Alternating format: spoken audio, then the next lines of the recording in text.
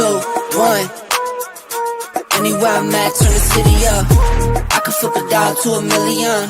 I don't like to brag, but I'm really on. 3, 2, 1. Anywhere I'm at, turn the city up. 3, 2, 1. I don't like to brag, but I'm really on. It's a new day, days been new. Been a decade since I made it out of rent too.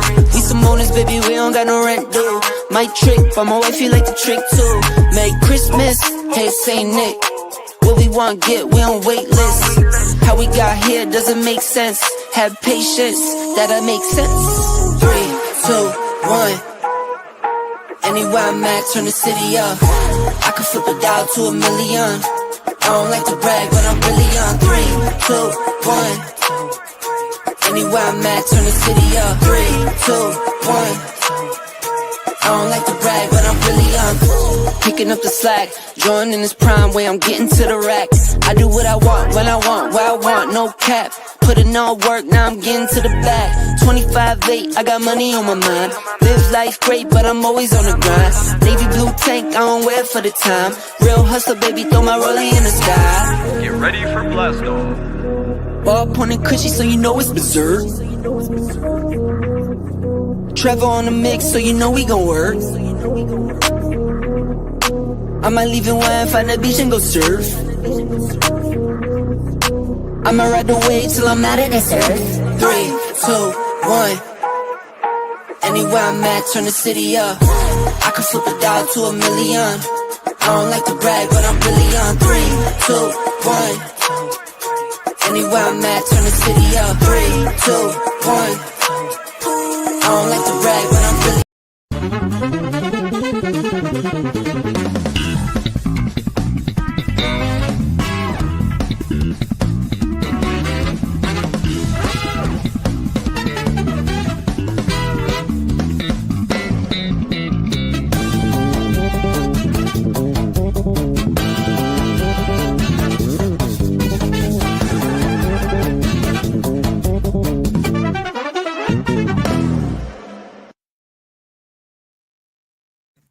Mute Monster got you, man. Always. Damn Mute Monster, man. Ladies and gentlemen, welcome to another episode of Flipping Tables with your boy, BMU, with the velvet voice of YouTube himself. My co-host, Lost in Translation, is in the building tonight, man. What's going on, brother? How you doing? Come on inside and get yourself something cool to drink. Hey. Yeah. What's going on? Everything's good, man. Everything's good, man. How was your day today, brother? I took the day off. Yeah, man. I took the day off. Did you get I had some to rest? do a little bit of work, a little bit of research, man, and get some rest at the same time for the next show coming up. You know, sometimes, man, when you wanna make a point, sometimes I like to come in cold, and then sometimes I like to come in hot, and I like to have my stuff backed up with citations and stuff like that. So whenever I cook, I decide to cook. So you know how that go. Man. I like to be well prepared. Well, hey, I feel you, brother. As you can see. Yeah, ladies and gentlemen. So, ladies and gentlemen, I want you guys to see something coming up on Thursday. What time, Lost? You can tell me. Regular time, 8:30. Okay. We're gonna make it difficult. All right, that's what I did. All right, ladies and gentlemen, as you can see, I'm gonna pull this down, but y'all be able to see this starting Thursday. You guys need to come and support Between the Lines podcast with yours truly, Lost in Translation, as the host. Here we go. Yeah, let me drop us down.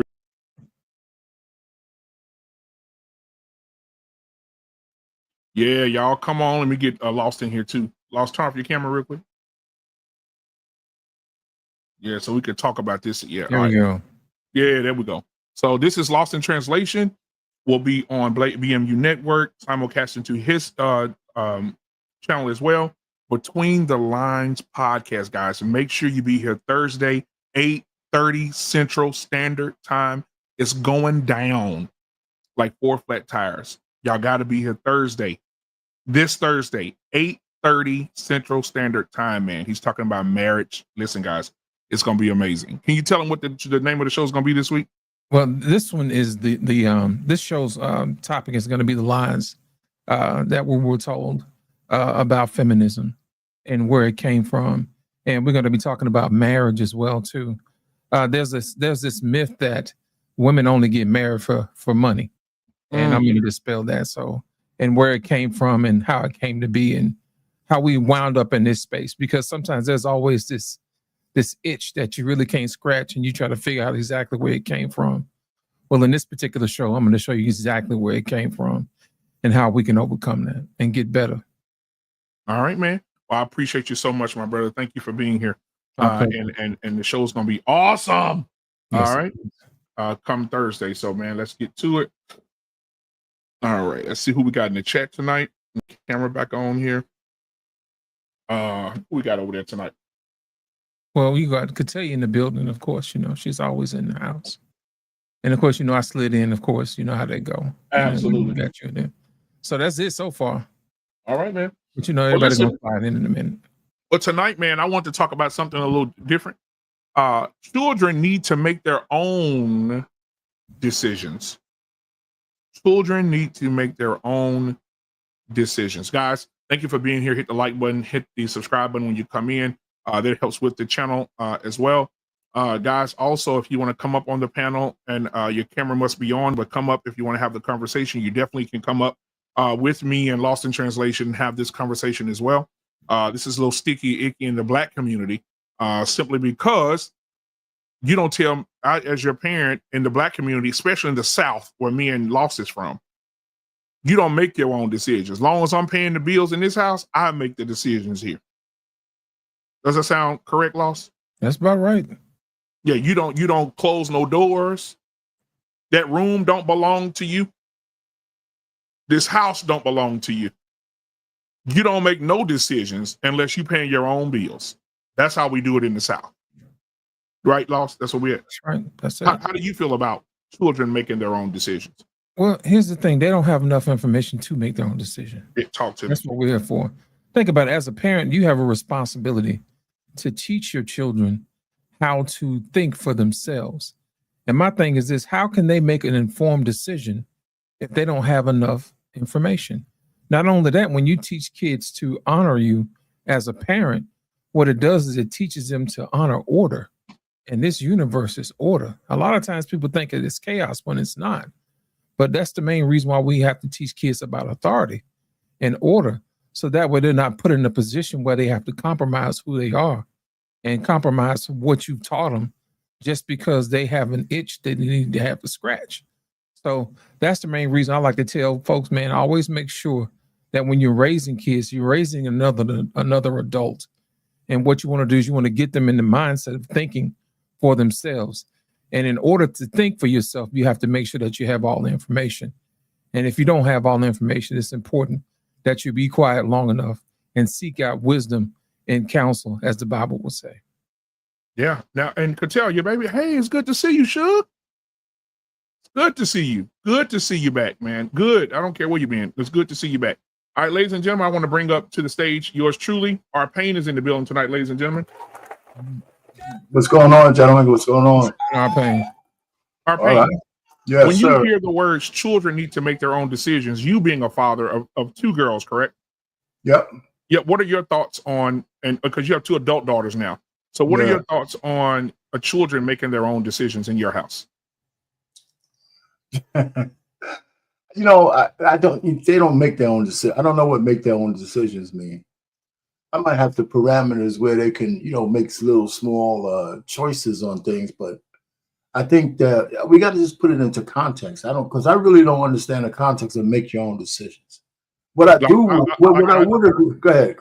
I choose. Let me give you a little bit. I choose my own friends. I choose if I want to go out to this party. I choose if I want to be with this guy, this guy to be my boyfriend. I'm going to choose everything in my life on a daily basis. If that's the context, the answer is no. The answer is no. Kids don't get those choices. You don't get those kind of choices.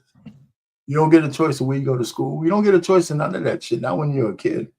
You know, but if you ask me, you know, when I'm disciplining or talking to them, or I want them to understand where I'm coming from, I think, you know, conversation and telling them why they're being punished or why they can't do this or why they can't do that. I think that is something a parent should do. You know, be conversational from the standpoint so they can understand why they can't do certain things. Mhm. I like that. And and then I had this little credo was when the kids were smart enough to ask a question, I thought, at that point they're most likely old enough to get a proper answer. And then the parents should say, well, maybe the proper answer is too much for them to understand. But once they start asking questions that are relevant, you got to elevate how you respond to them just a little bit to the right level. Okay. But You wanna- making their own choices, no. Like I said, my daughters didn't have no boyfriends when they were before they were 18. They didn't have none. I mean, And not one. Now, the times that we're living in now, people would say you're controlling and you're stunting the growth of your children socially. What are your thoughts? My daughters are socialized just fine. There you go. They're socialized just fine. Hey, it didn't. Yeah, come on now. It didn't kill them. Loss, did you want to add anything to what Arpain just said? Well, when people say that you're being controlling, it's not controlling, man. It's because you love them. Children are not in a position for them to recover from their own consequences. So that's the main reason why parents are in charge, to make sure that they don't put themselves in a situation where they can't get themselves out of their own consequences. So I think that's important. I don't think when people think about stuff like that, they're thinking, well, you're controlling. Well, no, it's not. It's called love within parameters. You still have a certain level of freedom that you can enjoy, but at the same time, we're also teaching our children that there are consequences for our own actions. And as a good parent, you give them little small assignments to do from time to time to help them along the way to make better decisions. So when they're adult, they already have practice in making decisions, which makes for a better adult. Would you say? Yep. Mm-hmm. I think so. I think that's the main reason why we need to teach kids how to make better decisions. But at the same time, we also need to let them know that there are consequences. I think sometimes in spaces like this, we don't really talk about the consequences because consequences don't feel good. You know what I mean? Mistakes don't feel good. But my thing is this: the only way for you to learn is to learn from your mistakes. And sometimes your mistakes are the greatest teachers, man. But at the same time, there are some mistakes that you should not have to make based upon what somebody else has said. If they told you not to do something and it's dangerous and you do it anyway, and then you get hurt, and then whose fault is it really? Then they're going to say you didn't love your child enough to tell them the truth, or you didn't have the courage enough to tell them the truth. When in essence, all you have to do is just say, hey, look, just don't do this. We'll talk about it later. But at the same time, you still should have that conversation and talk about consequences because they're all also a part of the equation. And we just can't ignore the grand calculus of things and leave out the consequences. And thinking about the outcome is always going to be good. Sometimes it's not going to be good. That's the main reason why we have to make changes on the other side of the equation to make sure we have better outcomes. Yeah. I mean, I have a few, you get a case in points. You probably have some yourself, BMU, but I remember my daughter had a problem with a teacher in school, and he had a specific way he wanted the work done. And she got a bad test score. It wasn't really, something underneath what she wanted. She calls me up. She's upset. And she says to me, the teacher doesn't like me. He's doing this. And I asked her, I said, well, what are you doing the things he wants you to do? And she said, there you go. You already taking it aside. I said, I don't even know you're a teacher. I'm not taking it aside. I said, here's the deal. I said, if a teacher tells you how to wants you to do a work a certain way, just do it. Just do what he said. If you know the answer, just do what he asks you. Now, I can't tell you to do that, but think about it. You got to be with this guy the whole year. So you're going to be arguing with this person all year, or you're going to just do it, give him the assignments the way he wants it. I mean, that's your choice. You know what I'm saying? So you make a decision on that. I can try to force you to do it, but you got to come to that conclusion on your own. Arpain, let me ask you a question. Do you remember the original Karate Kid with Ralph Macchio and Pat Morita? Yeah. Do you remember when Pat Morita had Danielson doing sand the floor and paint the fence and all this? Yeah, all that shit. Yeah. And Daniel Wax on and wax off. Wax off, And Daniel kept getting mad because he was like, man, I came over here to learn how to do karate, and you right here and teaching me how to sand the floor and wax your cars. Yeah, clean all this shit up. He cleaned this whole place. It seems like me like you getting out of your chores, old man. You know what I'm saying? So what he didn't realize is Pat Morita was teaching him muscle memory to the point where when he gets into combat, he doesn't have to think about it. Right. My thing is this: sometimes you have conversations with your student that you don't necessarily are able to explain to them that it's going to take place in that particular moment. So when it happened, he said, Danielson, paint the fence. And he was able to defend himself. And he said, Danielson, sand the floor. And he was able to defend himself, you know, from certain attacks. So I think parenting is the same way, man. We're building that muscle memory. And you may not always understand exactly why your parents are doing it, because it's a part of the next lesson. You know, just like you tell your daughter, you know, he was like, he don't like me. Well, we don't know how much of the lesson dovetails onto the next thing he's about to teach you. Right. So it's just best to go ahead and listen to what they're telling you to do. So when you do get to the next lesson, it'll be a whole lot easier for you to learn. Exactly. Yep. She never talked to me about him again. She got a pretty good grades in there. So I got through to her. Well, my oldest daughter I had to always talk to, man. I couldn't just be like an easy parent and just shut the fuck up and get out of my face. I couldn't do that. I just couldn't. She wouldn't let me, man. Did I tell you about when she wanted a lock on the door? I think I might have told y'all that story. No, you didn't tell me about that one. She wanted a lock on her bedroom door. And I told her to go get the mail from downstairs. She got all the mail. I said, okay, let's read whose name is on each one of these things. Richard Payne. I said, when you get mail here where you're paying these bills, then you can get a lock on the door. Right now, just be happy you have a door. we never had the conversation again. She never asked for a lock again. And we never, you know, and I just said, listen, I'm not going to barge in your room. I always knock. Don't worry about it. If the door's closed, I'll knock. Don't worry. And that's the thing growing up, what I heard too, Arpain. My mama said, don't shut no doors in my house. Don't lock no doors in my house. Right. Until you're not, and just what you just said, but my mama said it more vulgar. My mama said, if you ain't paying no bills in here, if you ain't paying no bills, you can get up out of here. You're not going to run my house. So, Exactly. you know, no more locked doors is what my mama said. We're not doing it here. Yeah, No more locked doors. No more locked doors. Yeah. Yeah, it's just funny. I think back on a lot of conversations I had with my oldest daughter, man. We have some of those. The nature of those conversations are different now, but we still have them once in a while, you know. So it's great.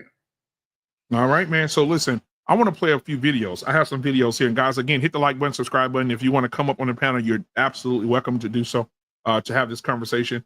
Catellia's in the chat. She said, BMU, my mom said the same thing growing up.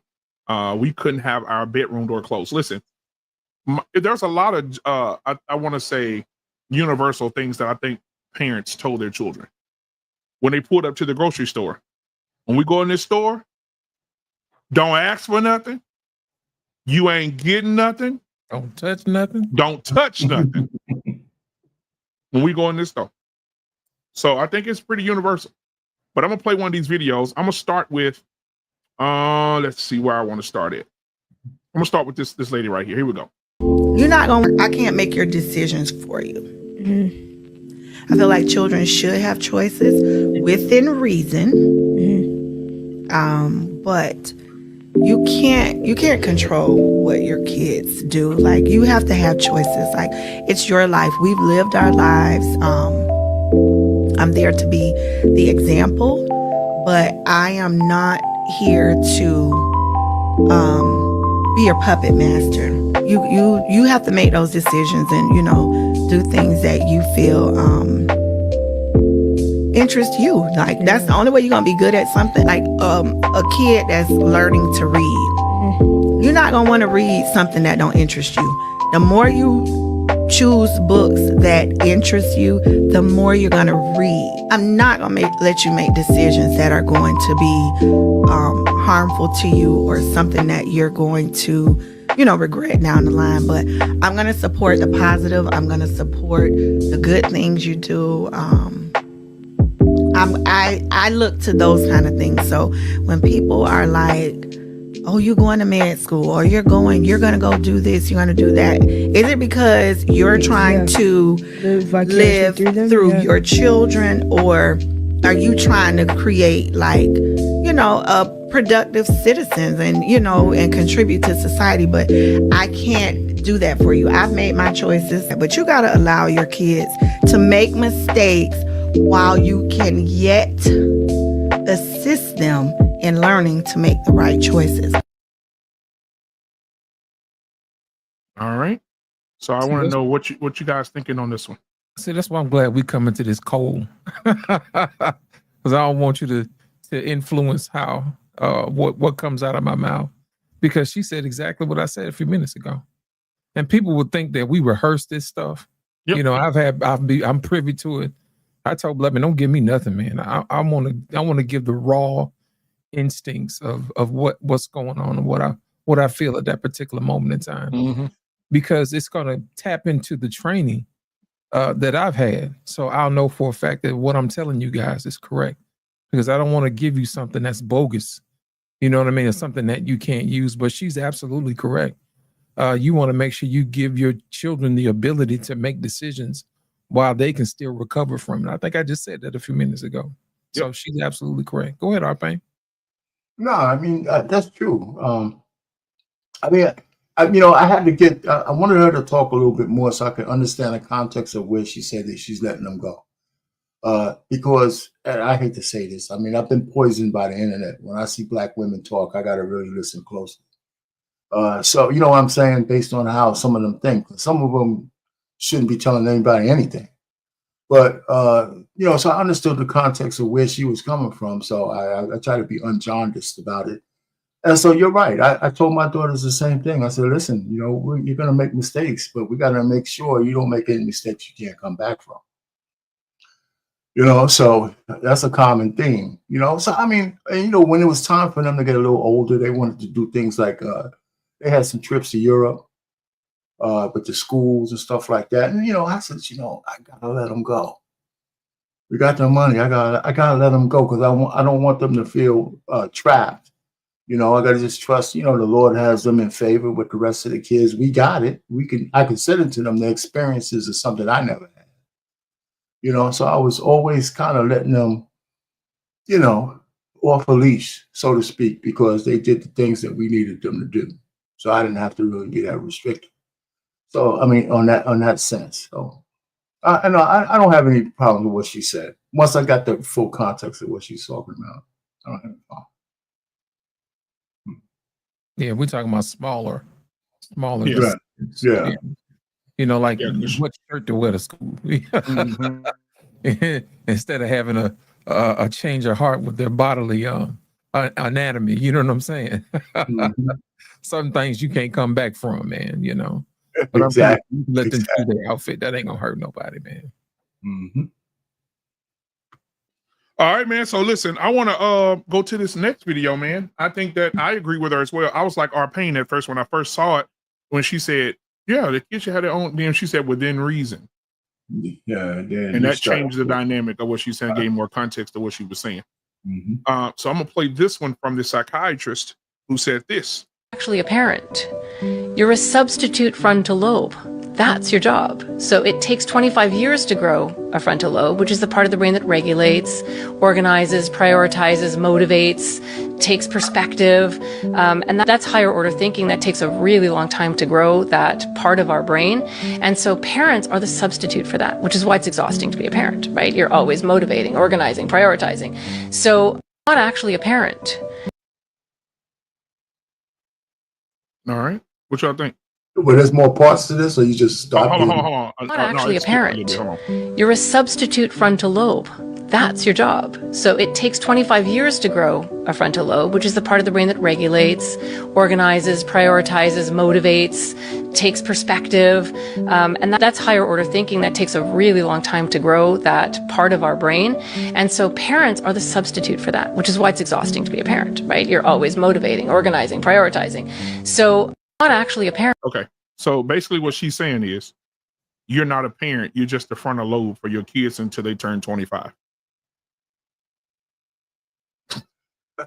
You don't want me to go first? Yeah. Or Nick throws and shit on there, his stuff on Yeah. there. If you just be, first of all, this 25-year-old shit, man. I guess if you into physiology and all that kind of stuff, it's probably true. But it's also bullshit when they say that, because we throw our kids out when they're 18. We ask them to die for the country. We do a lot of shit that says that, we put them in harm's way. If it takes another 7 years for your frontal lobe to be fully formed, we're asking them to do shit 7 years before they should. So that's why I have trouble with that. And now that most people are being poisoned from birth with steroids and all that other shit, it might be 30, with the food that we eat and all that kind of stuff. I mean, so I take a lot of umbrage with that statistic outside of the context of real life. That your frontal lobe is not there. And even if it's true, then we're asking our teenagers and stuff that make decisions when we know they're not fully capable of doing it. Now, and the other thing I have a problem with is the exhaustion of being a parent. It sounds like something a feminist would say. I think if you're a parent, it's probably the greatest gift God could possibly give you to raise your children. And even though you have to be on point, it's supposed to give you joy, not stress and anguish and shit like I hear these ladies always talking about. So, I'm not saying everything she says is wrong, but it's the kind of typical context that I hear when we talk about being a parent from not just, almost all women. So I don't know. I don't know if I answered the question or not. But I'm just having trouble with the frontal lobe stuff. Even if it's true, then we're not really acting upon what we think we know. Lost in translation? I think it's lazy parenting, man, to be honest. When you have to think for your child, you're really not empowering them once you think about it, man. And she's talking about you have to be the frontal lobe until they're 25. Man, my mom had me when she was 25. Bro, you know what I'm saying? She was already married and everything. So I don't buy that, and my thing is this: if you take time out to really raise your children, that's your number one job. All that other stuff is just to take care of them, going to work, paying bills, that's to provide shelter. But your number one job is to teach your children. I think people lose sight of that, man. I really do. Everything that you do is for your children, and sometimes when you even advance for yourself, it's still to be a better role model for your children, And my thing is this: if we start attacking the problem the way that it should be attacked, actually, having, planning sessions on, let's find out what Johnny really likes, what he's good at. Let's see what geniuses lies underneath that we can discover that they can do. And we'll handcraft a lesson plan or something or experiences that will enhance that genius. Say for instance, that child shows a proclivity for music. Well, let's see how gifted they are with that. Let's go ahead and see if we can get them in band class and find out what instruments or something like that they can really gravitate to, or music. Let's say, for instance, that person really has a curiosity for science. Well, let's take them down to the local science museum and see if that sparks imagination, and get them a tool kit or a science kit or something like that. And then let them, go through the motions of developing themselves, giving them an opportunity to grow, and lead them in a direction that they're supposed to give it. Now, you're not telling them what to do. Basically, what you're doing is you're discovering what they're good at.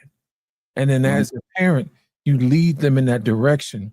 So when they become older, you introduce that child to their genius.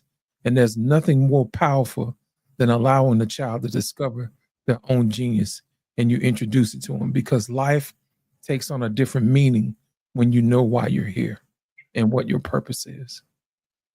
Hey, Lee, can I piggyback off of that too? I mean, just like we say, we train up a child. If you train up a child, just like Liz said, after you finish feeding them, they'll start to feed themselves. Correct. And I think that the frontal, that whole thing about the frontal lobe is not just a physical growth, right? I don't know what you call it, metaphysical, whatever. It's what you feed it that makes it mature, right? It's what you put into it, the impulses, all that kind of stuff will, make it mature. Maybe almost at any age. That's why we get child prodigies, shit like that, right?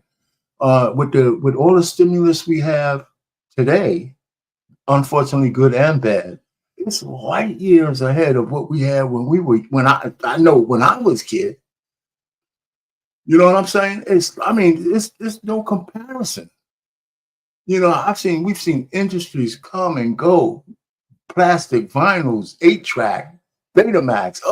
Just Betamax. Wow. So all that kind of stuff. I should probably be a billionaire if I wasn't an idiot, because I worked on everything that's big now. Intel 8086 chips, AOL, Netflix in its infancy. I went to Buffalo, but I could have had stock in Buffalo Wild Wings. I ate wings my whole life, man. The whole nine. Just to be a little bit prescient on how the world would go. And that's what we try to get people to do now. Try to get my daughters to look at what's hot, what's going on, and what's going to be big in your future. But we see AI now. I was working on old AI before, and one was if then else loop statements. Because we didn't have the hardware to make real AI. Now we do. But anyway, so yeah, getting to the frontal lobe thing, but everything that's said is just true. You feed that frontal lobe, and it's what you put in. Your kids automatically, you just steer them in the right direction. When I gave my daughter a guitar at 9 years old, she's 25 now. She's never put it down. First chair in the guitar ensemble, playing in the band in front of crowds when she was like 13, all that stuff. So, Hey, good daddy, man. Somebody that's a little bit more that is Southern style of raising children. All right, here we go. Maybe 6 or 7 years old, they should be able to make their own lunch for school. What do you think? 6 years old, make your own lunch? My boy can't make it. He's sick. I could train him for sure. So right now you're just letting him suffer. Yeah, that's one way to put it for sure. No, you're making him become dependent. Yes, that is one way to put it. Yeah. Put it this way. Actually, now that I'm thinking about this consciously in this direct way for the first time, yes, I probably could begin the training process. For you that. Should definitely. It's about now. Yeah. So let's say 6 years old, you begin the training process for you make your own lunch, you get your own clothes out, you have your book bag packed. When you're ready to go, you come tell me that it's time to go to school. Everyone else is like, hey, gotta go, hurry up, get your shoes on. We gotta go. No. If I say, hey, you tell me when you're ready, oh, we're late. 100% probability we're late. Then you have to be able to deal with the consequences. Hey, son, you're late. That means you're gonna get in trouble at school. That means you're not gonna be able to go to recess. That's not on me. That's on you. You're responsible. And you start to treat kids like an adult, and they'll start to take responsibility and take ownership. It's so good. There's some good shit in there. It's funny. Just simple things. When my kids were young, I never let anybody do none of that baby talk shit to them. I said, when you talk to them like you're talking to somebody as if they can understand. In our house, we never changed. We never quieted our house down when our kids were born. Like, you might wake the baby. If we were loud, they would have to learn how to sleep through the ambient noise of the house. I didn't do any of that stuff. It's just, simple. I had some other things I was going to think of, but, like he was saying, my daughters, they wash their own clothes as soon as they learn how to use the washer and dryer, the safety features and all that stuff. We didn't wash their clothes. They washed their own clothes and they folded them and put them away. So and like I said, it's no genius shit for me, man. It's just something, it's just, it just felt like it came natural. Man, I have family members. I do. That don't allow their children to do shit. Take out trash, mow the lawn, fold their clothes, wash their clothes, nothing. But here at Camp 8, we ain't got no fences here at Camp 8. Because here in my house, around 6 years old, like he said, my kids are self-sufficient. I started teaching my kids at 6. This is how you start the washer. This is how you put it in the dryer. This is the setting you put it on in the dryer. This is how you fold your clothes. This is how you iron your clothes. This is what your food is for tomorrow. This is everything. I can call them in here now. They tell you. Yeah, he right. 6 years old. They was in there ironing their own clothes.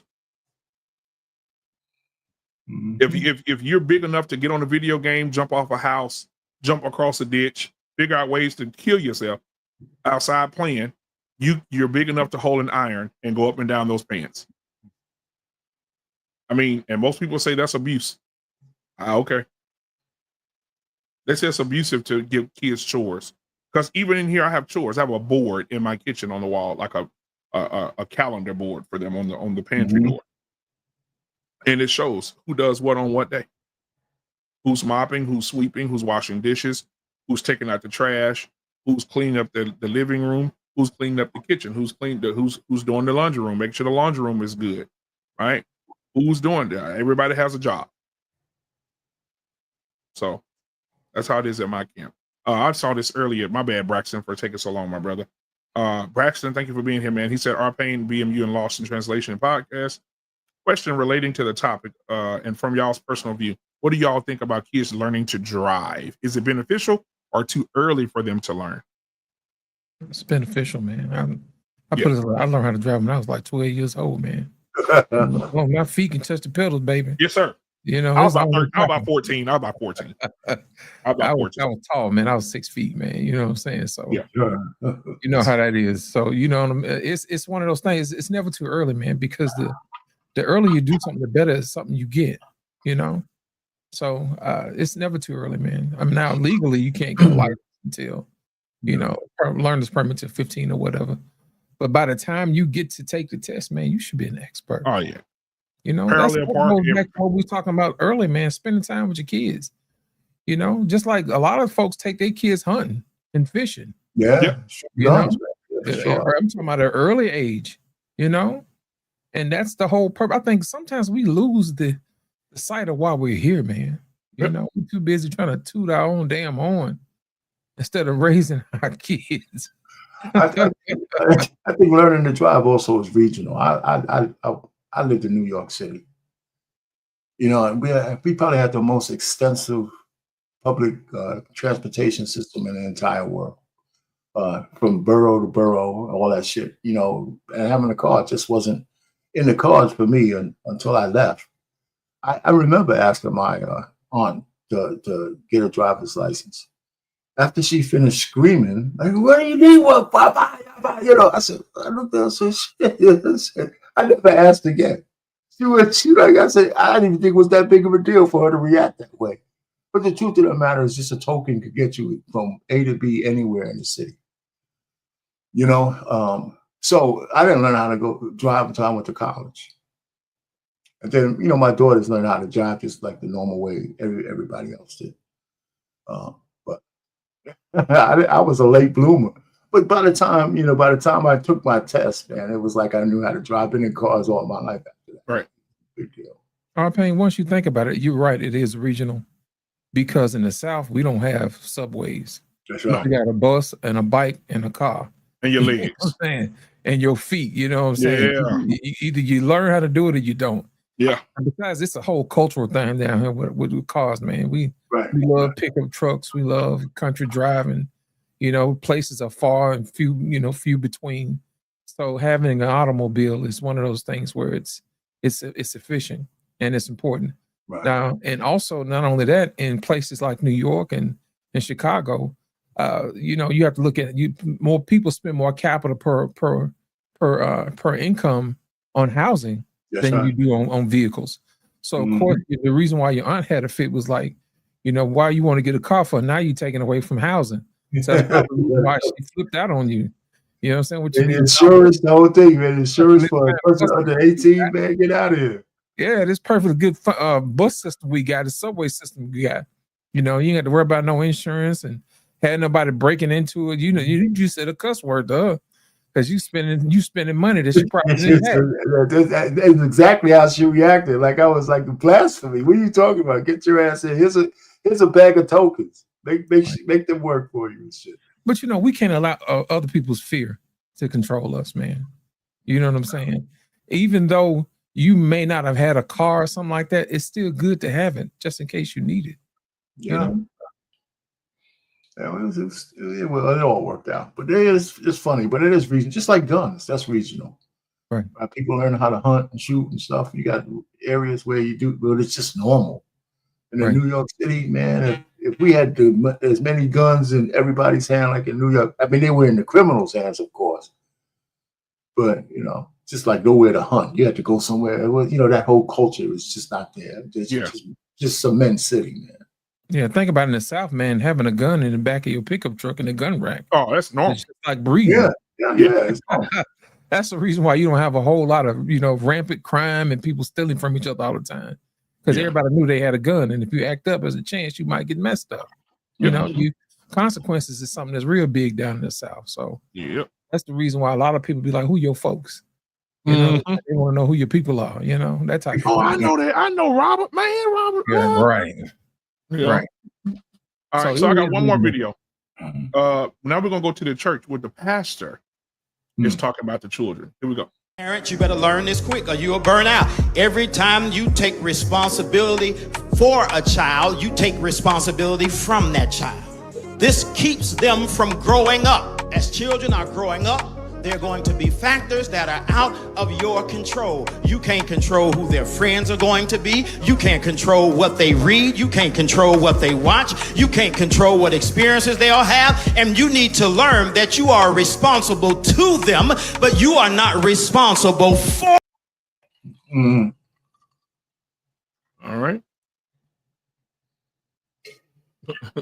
R-Pain? Well, that last part is, I don't think he's correct. That's throwing parents in jail for their kids now. Exactly. So exactly, bro. That's what I thought. As soon as I saw it, that's what I thought. Yeah, exactly. You know, so you're responsible for them until they leave your house, man. You know, legally. But I know where he's coming from. And probably some context to that where he, you know, puts it in the hands of the Lord and all that kind of stuff. But yeah, I mean, none of these guys, I mean, everything he has a modicum of truth, what he said, you know. Again, it's all the context of what age the kid that you're talking about. You know, if it's under 10, that's one thing. If it's from, 10 to 15, that's another. And from 15 to 20, that's another, all variations on that same thing. So that's how I look at it, right? Kids go through stages and the way you train them and the way you talk to them goes through the same kind of stages. Or at least it should mature as they mature. Let's put it that way. All right, Law. I had to think about it for a minute because anytime a pastor has to say something, I got to run it past the word first. 'Cause sometimes they'll trick you. Yeah. Stuff you be like, ooh, that didn't feel good. If it don't feel good, that means it must be working. So I said, let me go back and double check it. You know what I'm saying? He said that you ain't gonna be able to control everything that they do. That's the reason why the Bible says, train up a child in the way she go, that when they're old, they won't depart from it. Come on. So my whole thing is this: you can still teach them how to do it, but you can't control what they do. Now, this goes back to what we talked about earlier, teaching them about consequences. Think about the prodigal son. He said, I want all my money right now. You know what I'm saying? And he went out and did whatever he needed to do. And next thing you know, he blew all his money. And then he was going to reach down in the slop and finna get ready to eat the same stuff that the pigs eat. He's like, wait a minute. He said, I can go back to my father's house. I don't have to live like this. You know what I'm saying? So his father, instead of chastising when he came back home, he opened him with, he greeted him with open arms. You see what I'm saying? And he even though he told him what to do, it wasn't necessarily that he's going to always do what you tell him to do. But at the same time, we still want to make it safe for them to come back because making mistakes is a part of life. And my whole thing is this: as long as you can walk away and come back from that mistake, you get to live to learn another mistake another day, But he's absolutely correct. You can't always do everything for them. But in the light of it, you still want to make sure you spend as much time, like we talked about earlier, helping them to make the right decisions. But you can't do it for them. You can talk to them, but you can't walk for them. So at what point does that consider everything else? It's like sex and you know what I'm saying? Like it's a lot of things in there. Let's talk about that. You know, when you allow a child to make their own decisions, you know, are you considering the peer pressure that they're under? You know, the little boy trying to get your daughter to have sex with him, and she's under the belief that my daddy says I'm able to make my own decisions because I'm being treated like an adult. So I can let him get it once. Like, what do we think about sex? What do we think about education? What colleges they're going to? You know, you got your mindset on them to go to, you know, to LSU, and they end up they want to go to a junior college somewhere in the middle of nowhere. You know, what are we doing then? You know what I think we need to do? I think we need to practice teaching our kids foresight. You know, we always tell people hindsight is 20/20, but foresight is one of those things we rarely talk about.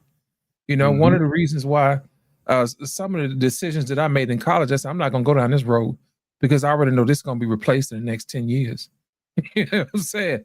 So this major is not going to be major in about 10 years. You know, when they started laying folks off from doing networking or whatever, I'm like, you set it up one time and that's it. I mean, how many times people going to keep setting up networks, you know? The money's going to come in where architecture comes in place.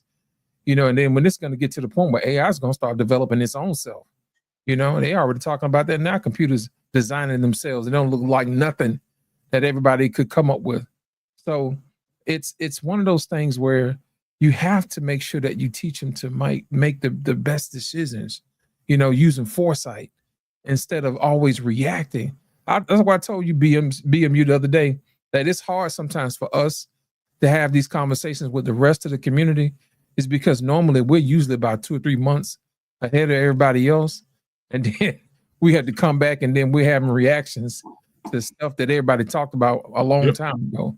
So I think that's also a part of being a leader too, is being able to see stuff in the future and plan out as much as you can and also guide it and come up with like most people say, a 5-year plan to decide what's going to be good and what's not going to be good. So that also teaches kids to make better decisions, to use foresight. And we don't normally do that as much as we should. We always teach people to react instead of being proactive in most cases. But being proactive is where the magic lies. Being proactive teaches you how to plan for retirement, plan for old age. You know what I'm saying? Plan for the death of a spouse or a child or a parent. You know what I'm saying? Whether or not you should put them in an old folks home or you decide you're going to carry them or what or whatever. That also teaches you what size house you're going to need. So if you start backtracking everything backwards, then making your life decisions actually become a whole lot easier. You know, what size of house I'm going to need? Okay, if I'm going to need this size of house, what kind of income am I going to be making? What's going to be hot in the next 20 years? You know what I'm saying? What can't be replaced by AI? What can I do in my older age that could generate money? And then you walk that thing backwards. And our pain, I think that's probably the main reason why a lot of times we make a lot of mistakes. It's because we always react to stuff instead of being proactive. You know, it's where we have these situations where we always try to fix stuff after the fact instead of setting ourselves up for success in the future. Does that make sense? Yeah, it makes a lot of sense. I mean, it makes sense. I mean, it's all true. You know, the problem is that how many people actually have foresight that they actually utilize, you know, on purpose. That's one of the things that, like I said, you know, I mean, as I think about it, you know, I think I kind of look in the future a lot. I think I talk about a lot, but for me to get where I got, some of it was like peer pressure, like at least in the early days, right? Because everybody was doing the things that I did. I didn't look at them as being unique. When I was in high school, I went to a Catholic high school, so mostly all the kids were college bound, right? Yeah. So I had to we didn't have the money, so I had to find a way to pay for it. You know, that kind of stuff. But of course, it was cheaper back then, but I knew I was going to go to college. But part of my motivation was getting the hell out of the house, right? Because not that the home was bad. It's just that it was just full of women. Right. And I'm serious. And for me, even way back then, I knew I needed to be nervous differently by getting around men. That's why I joined the frat too. right? Because they had doctors and lawyers and all these guys in the chapter, men who have made it, some were married, they were administrators, they were all these guys, man, doing well. So I just needed to be around them. And of course, when I was a sophomore, we were doing the dumb shit, but still, we had responsibilities, right? For the chapter and all that, and for the men who we pledged and all that kind of stuff. We had real responsibility with real consequences, especially if somebody got hurt or stuff like that. We had to answer to administrators. We had to do all that shit when I was in college.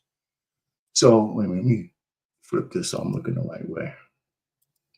So, I mean, those kind of things, help you with your job, helps you when you get a family, kind of leadership, all that kind of stuff, not being afraid to talk in front of crowds, all that stuff. It all adds up. And how to think forward, right? If you're in college, for me, I knew what I wanted to be before I went to college. Wanted to be an engineer. I didn't have no idea how hard, how hard it was going to be. But I did look at it from the standpoint that those were the people getting jobs. Good job. Absolutely. So, I mean, I knew I wanted to work for the Department of Defense because Ronald Reagan wanted to bring down the wall, and he wasn't sparing no expense putting money into the Department of Defense. I said, man, shit, if I had one of those jobs, I wouldn't have to worry about being laid off because I was laid off. I had a job with National Gypsum, wallboard product. You know what happens to the industry when they start building houses? Mm-hmm. You know what I'm saying? So I can't get a job like this, though. I got to get a job where the money's going to flow. And the Department of Defense has been throwing money into it since I was a young man. Absolutely. And believe it or not, the budget was like, maybe, I swear, they were talking about how big a deal it was, but putting $5 billion in it. We're talking about trillions now. Right. You know what I'm saying? Jeez. So I don't know. So when you talk about foresight, I mean, I worked I took a 2-week class on software quality. I didn't know I just said, let me take this because I was in quality. Before I knew it, software was one of the biggest pushes in the early automating the weapon system was huge in this going into the 80s. We always had the best equipment, the best promotions, all that shit. And that one little group, they said we were in the Ivy Tower. They got the Ivory Tower. Right. Because our office was upstairs and everybody was sharing the first floor. And we got a name for ourselves because we got all the promotions, all the money. I'm gonna stop talking about myself. I got an award for recommending that we get a fax machine upstairs. That's what's up. Just because we had one fax in the middle of this big, huge building at the administrative office. I said, man, these things are like $100. How come we don't get one for upstairs? It's just that simple. That's how we would just start out with shit. So yeah, I just carry that with everything. I told my daughters that. I said, how you guys think now, you're not going to be thinking the same way when you're 40. So think about where you want to be. Think about, your relationships. Think about how it might be if you're single. Now, I'm not saying you're going to be unhappy, but when your biological clock starts to close down, your mindset is going to be different. You're going to have to be able to handle that if you get there and you haven't hit your imperative. And we see it all over the place now. You're right. I'm glad you do brag on yourself, man, because that helps me remember some of the stuff that happened to me. And I'm getting old, man, and I've done a lot of stuff.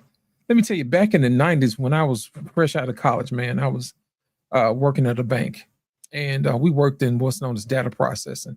Right. That's where we process the checks. You know what I'm saying? ACHs, all that stuff, whatever. So at the time, my job was to run these IBM 3890s, these sorter machines, right?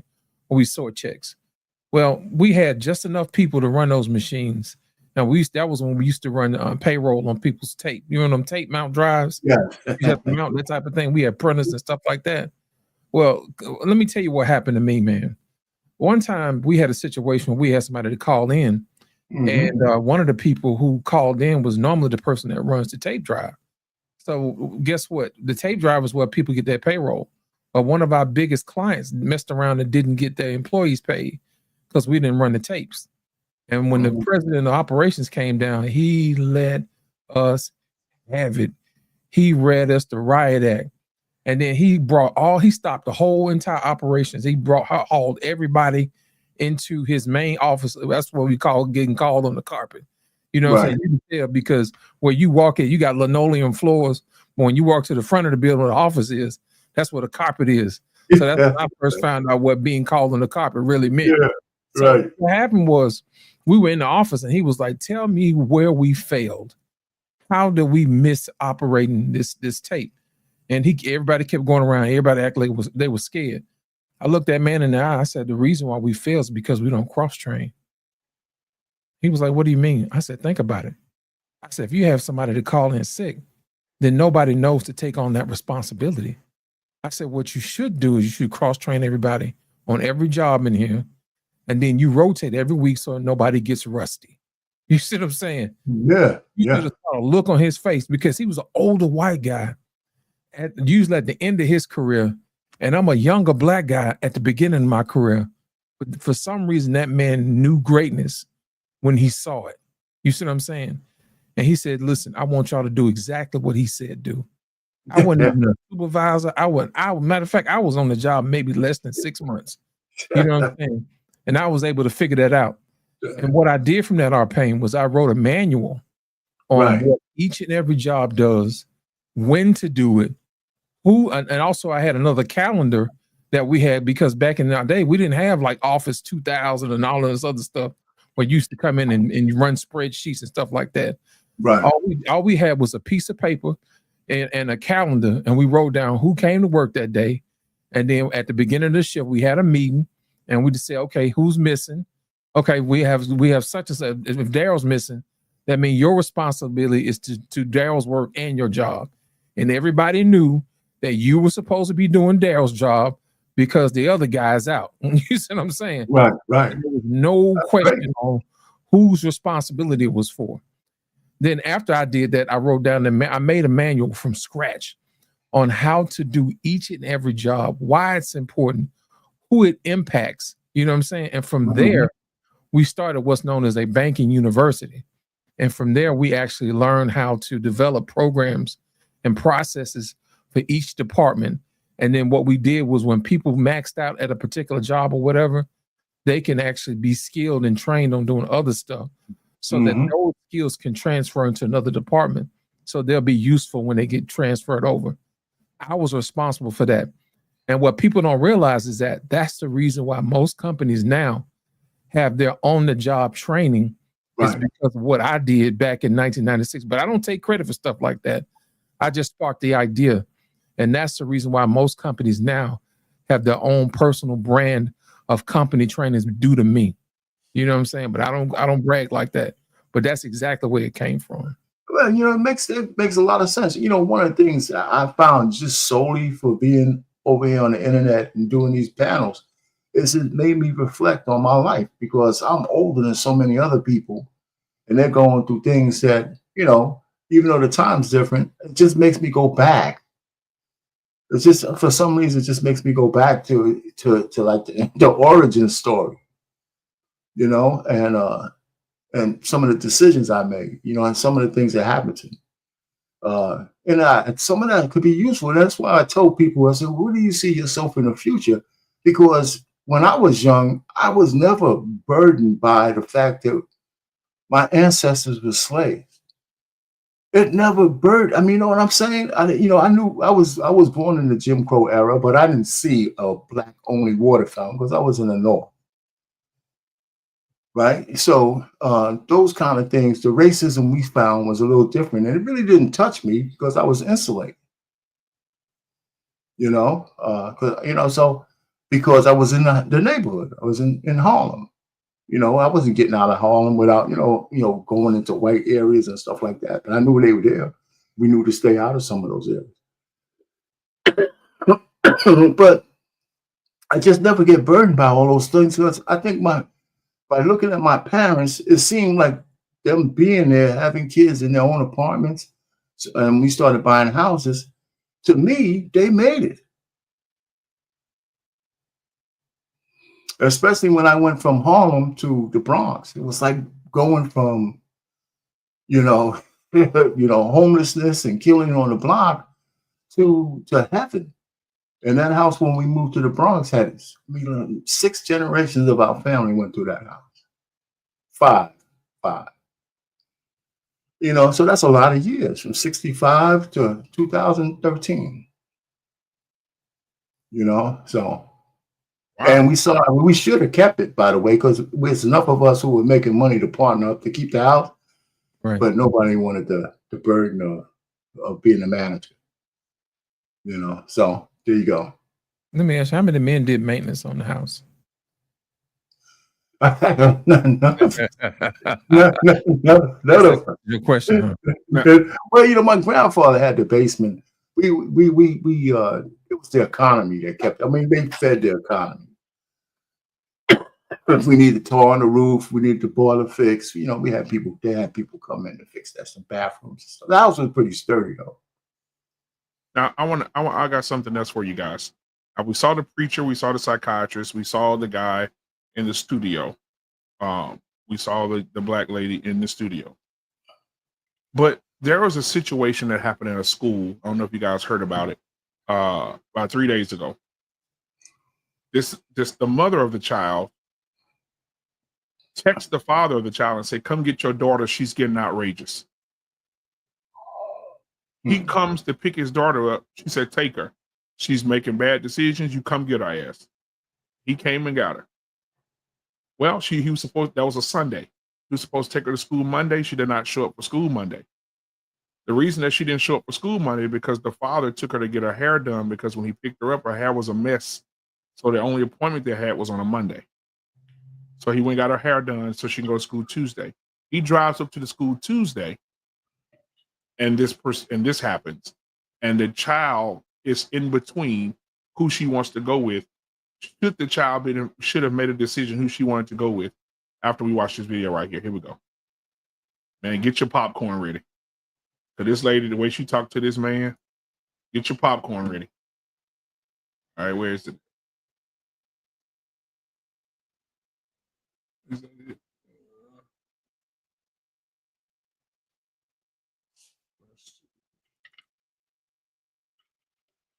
Yep, that's it. Here we go. Get in the motherfucking car. We gonna go to the front because I got some shit that. What the fuck you recording me for? Get your bitch ass on. Get your ass in this car. Bro, stop grabbing on her. She don't want you grabbing on her. I'm her motherfucking mama. You better get your ass. Get in the car, Camille. She don't want to get in the car. Get away from my car. It ain't about what she want to do. She a child. Get your ass on. Camille, get your ass. Leave her alone, fool. Stop grabbing on her, fool. She don't want to. Get your ass in this motherfucking car. Because we're going to the front motherfucking office. Get your ass in this car. Look at the daughter's face. Because I'm dropping my daughter off at school. She need to be at school. You see how this woman jacking up on this child? On a child. She's supposed to be at school. I can take her around to the front. Hold on. She's supposed to be in school? She's supposed to be at school. Take her to the office. I'll take her. Give me my bag. I'll take her. Wait a minute. Wait 1 second. Because first of all, he done ran off. Why ain't nobody? This woman called me to come pick my child up 2 nights ago. And she wasn't at school yesterday, so I come to you see me every day. Yeah, I see you every day.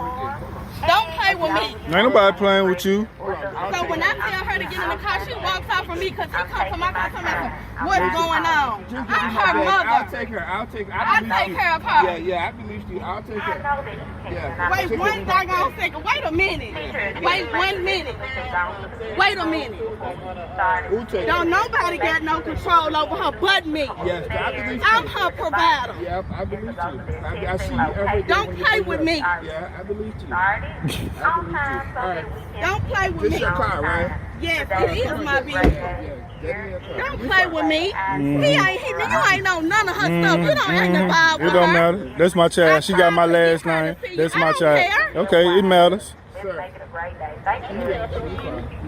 play with me. You playing? You played. Okay, how come you need some? Yes, I do. First of all, I want him to get on about his business. Oh, that's my child. I don't care That's who my you child. is. I just dropped her off. So I how don't care who you are. That's And crazy. You ran off with her. I ran off with my She wasn't child. at school yesterday. I have the receipts that I had that you told me to come pick her up. I sure did. Okay. Because Camille So what's the issue? she's 13. You can leave now. What am I leaving for? She's going to school right. There's no need for you to be here, so you can leave. You can leave, sir. Yeah, sir. Just leave, man. I'm gonna stand right here until this is over. Yeah. This is for my documentation. This is for my documentation. You can go to your car. I'm not doing anything. I'm waiting for her. Sir, you have nothing to do with her.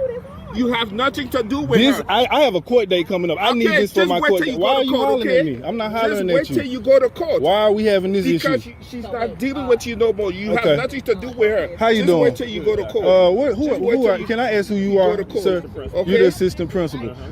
My daughter goes to school here. Right. Okay. Her mother called me 2 nights ago to get her because they've been having issues with her. Right. I came up here to drop her off. Right. Her mom was already here. Right. When we get here, it's an issue. You know what I'm saying? Okay. So all I'm doing right now, because I have a court date coming up in July, I haven't seen my child in 5-6 months because of whatever, and I know that's not y'all issue. Yes, exactly. So this is just for my documentation. I'm not trying to cause no issue or nothing. I'm just standing here for my own benefit. Stay with me and hear me. I'm being respectful when I say what I'm saying to you. Right? I got daughters, man. I will be riding just like you riding right now. Don't put him in a position. I'm not. Listen to me though. With all the hollering and screaming on campus, he's gonna put somebody off, and it's gonna be. My thing is, she's the one been grabbing on my child. I'm hearing you, baby. She's the aggressor. But listen to me. It can't be handled by the school. It's not. It can't be handled by the school district. You're gonna have to go through law enforcement to get done what you're getting done. The only thing can happen here, man, is things go sideways where you've been barred from the campus, put off the campus, and you're trying to do good work, man. I applaud you for trying to be in your baby's life. This ain't the place to try to get it done, though. Okay? Definitely. Definitely not the place to try to get it done. Like, so, just to keep it from being a scene, go and grab your car, man, and roll. Go see law enforcement. Take care of your business. Protect you. Okay, so what do I do in this situation? Because my child been with me for the last 2 days. Right. I'm going to say this. Dismissal's going to come. Y'all got to figure out what it's going to look like, because it can't look like this on this campus. I understand that. If it look like this, somebody going to go to jail. Sir, I understand that. So I'm urging you, Doc. Go see your attorney. Go see law enforcement. Figure out. She got my name. That's all the paperwork I need. She got. That's all the paperwork I need. I appreciate it. What's your name, man? I'm Cornell Freeman. Mr. Freeman. Miss Camille Freeman is my daughter. Nice to meet you, brother Freeman. Thank you, too, man. I appreciate it. All right.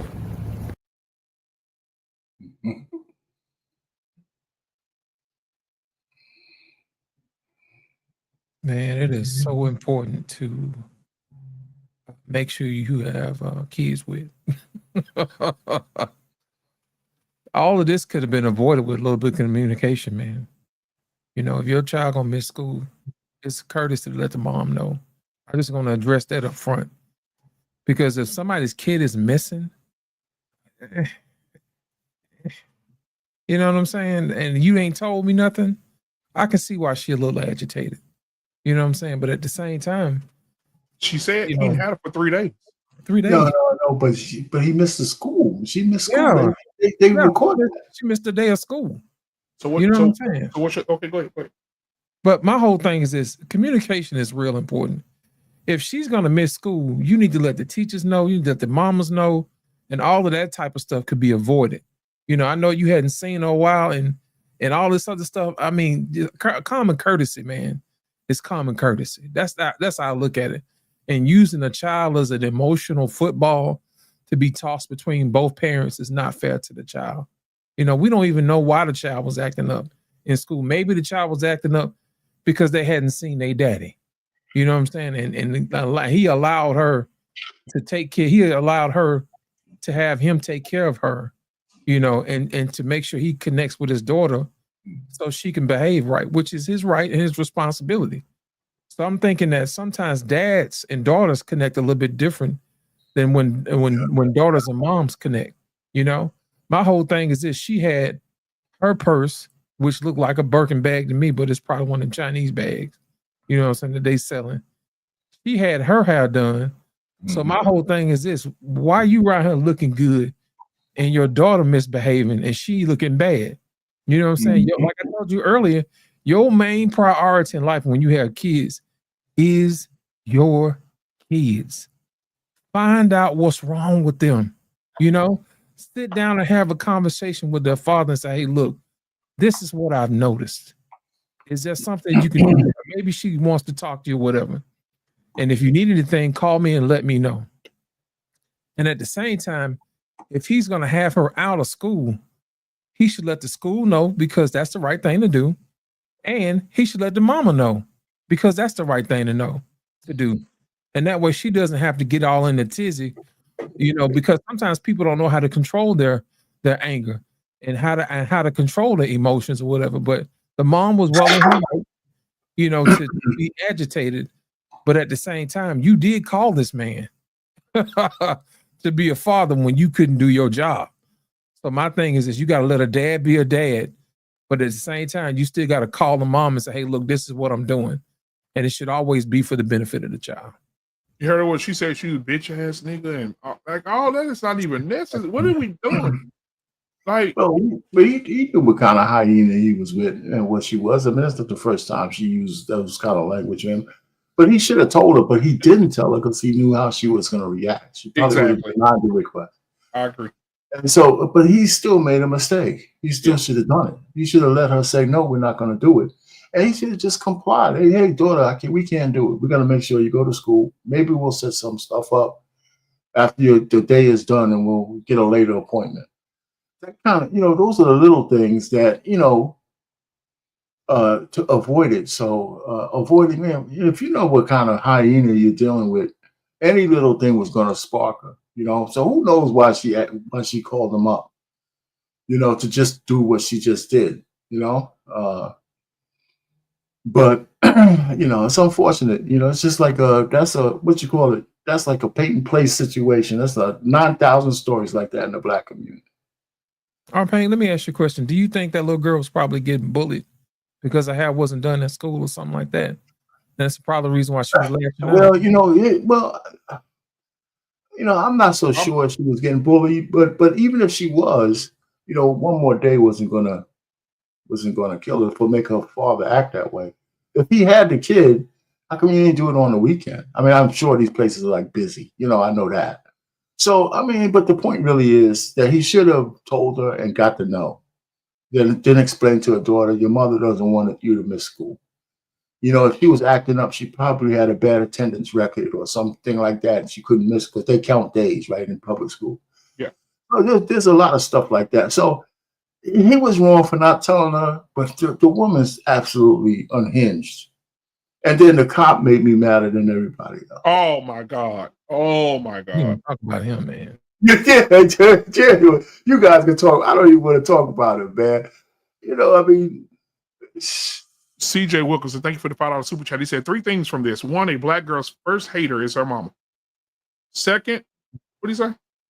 Pseudo masculine women hate black manhood. Oh, no doubt about it. Brothers gotta procreate smarter. Spot on, brother. Spot on. Thank you, brother. I appreciate that. Pseudo masculine women hate all masculine. All. And that police officer, he's a. I'll tell you one thing. Thank God for the principal, man. Yeah. Because he was able to talk them down.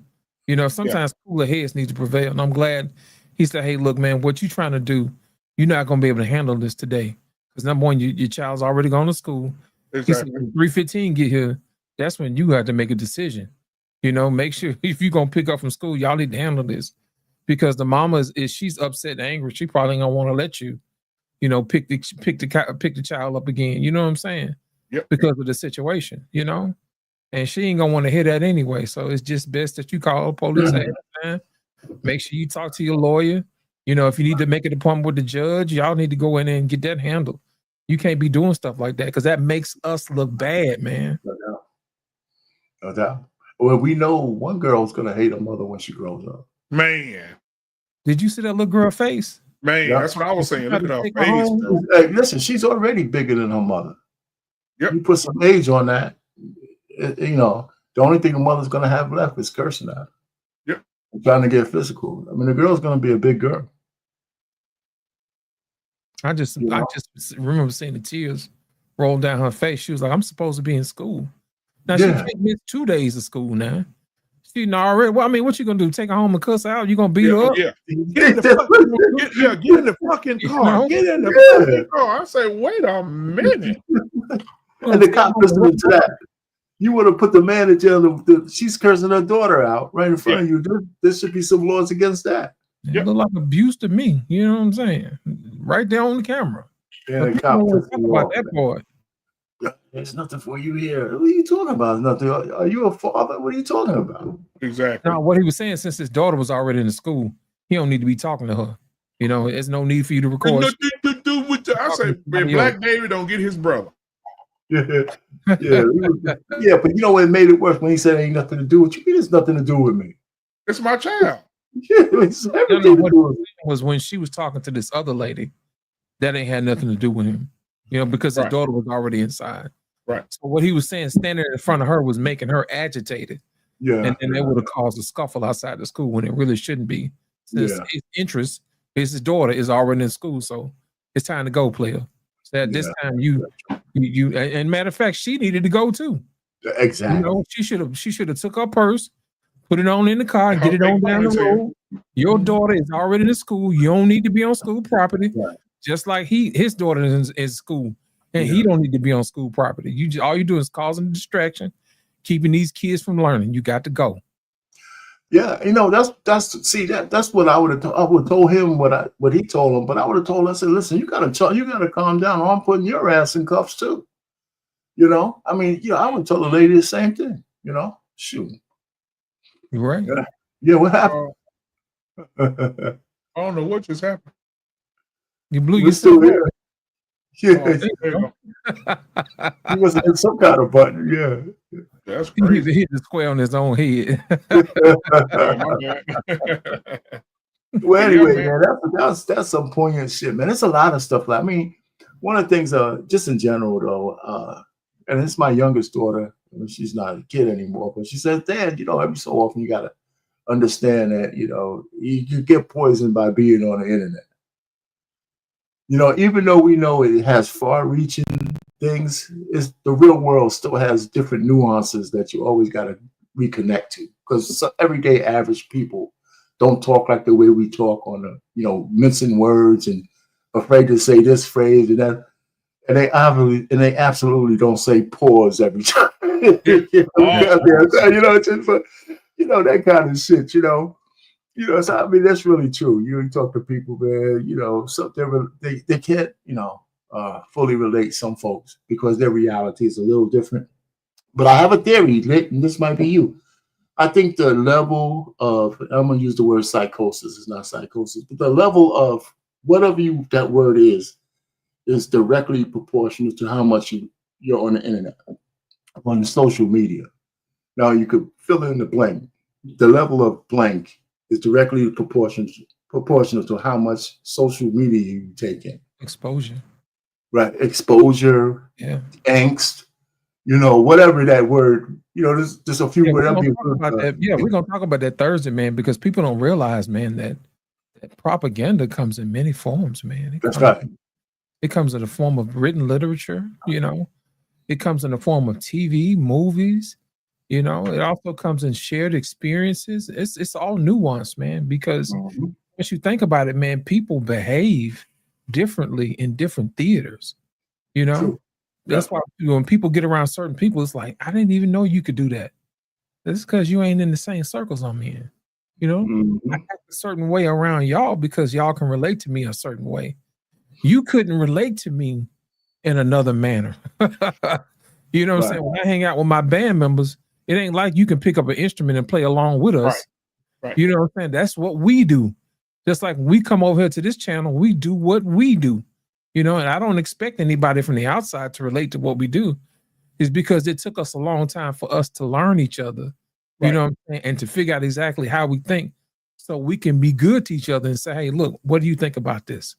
And what do you think about that? We've basically eliminated our egos to the point where we can actually solve problems instead of trying to one up each other. Have you ever noticed whenever we invite somebody to the show and they always talking about what they did and this, that, and the other, and everybody kind of look at each other with the side eye, be like, man, hurry up and get to the point, bro.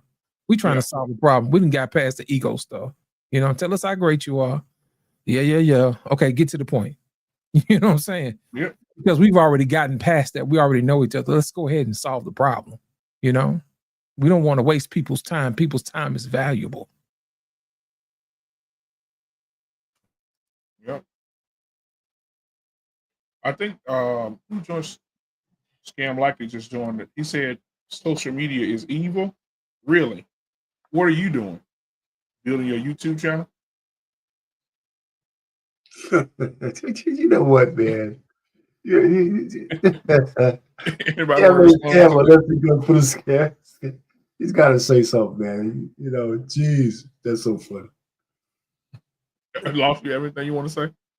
Yeah, man. Like I said earlier, be also, man, what our pain is talking about, man, you got to be aware of your algorithm, man. And you're always in charge of changing it. You know, just seek out different stuff. That way you'll learn different things and be exposed to different things. You know, I had to learn to realize, man, sometimes the algorithm is more powerful than you really think it is. It is. You know, 1 minute you were looking at something, it was like, okay, I see that person like this. Let me show them another one. Let me show them another one. Let me show them another one. And the next thing you know, your confirmation bias is being reassured. Yep. You get that dopamine hit, and it keeps you watching over and over and over again. That's the reason why it was sticky.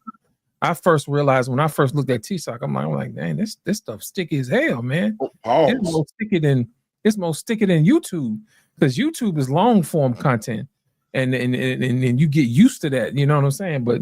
But TikTok could give you these little 15-second bursts of knowledge and revelation and confirmation, and it's like, dang, that's a little bit faster, a little bit quicker. I like that, you know. And what happens is once you start seeing the same thing and over and over and over again, it becomes real to you.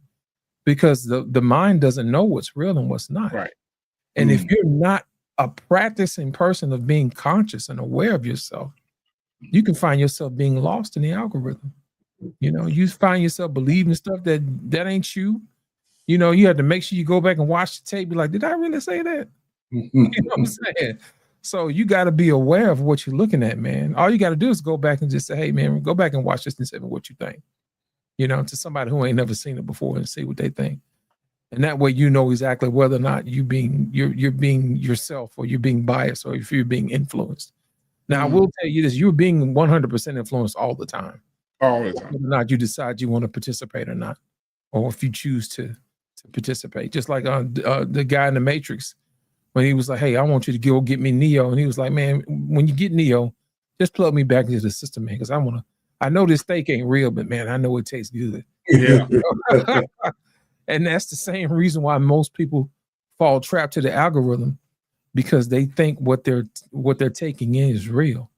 You know, you can watch women on TikTok. They say the most outlandish. Right, yeah. Oh man. Oh, and you go into the comment section, it was like, I can't believe it.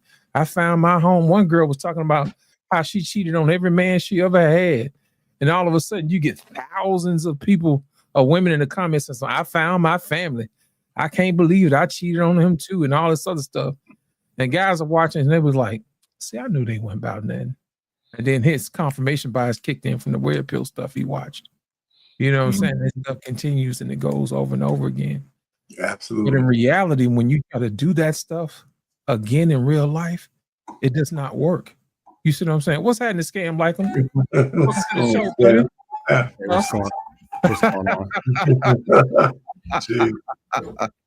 So Scam, when you come in, man, I just want to ask you the question directly, man. Do you think that children should be making their own decisions? Because I know that you've been working with kids for a little bit, and so I just want to know what do you think that at what age should kids start making their decisions about their own lives? It doesn't work like that. It's deeper than that. There's a right decision that needs to be made. However you get that influence, well, I won't say however, because there's some ways that I don't agree with influencing children. Let's be real. I ain't gonna go there. But if a kid been raised 17 years wrong, and then you say, you 18, make your own decisions. Well, they won't raise. They spent 17 years being taught how to do the wrong thing. I expect them. You raise them, they right here and going down, and you say, hey, man, you need to make decisions so you can get here. That ain't going to work. So there's a lot of moving factors into it. Or they might be looking at the parents. They're like, man, you look at your decisions. I ain't trying to hear that. Or the trust of the relationship might not be built. It's a lot of moving factors before just saying you 18 or this, you go make your own decisions. But it's supposed to be a preparation. It's supposed to be influenced, not forced, not colonized, influenced with love, influenced with encouragement, influenced with optimism, so they can make their own decisions to the point where you in their way. I was talking to a female friend of mine. She's natural athlete, got 2 kids that are natural athletes. The kid went to a game, an AAU game, and they lost. They got blew out because they was playing some mutants. They was playing a team ran by an NBA player, which the fact that they on that court means something. Yeah. But other kids crying, whatever, and he goes to the kid, and the son goes to the kids. You know what? Look, man, we played some of the best. You did this real good. You did that. Like he's being encouraged at home. So he's able to go and influence the others and actually bring it. That's a different child. That's a different environment.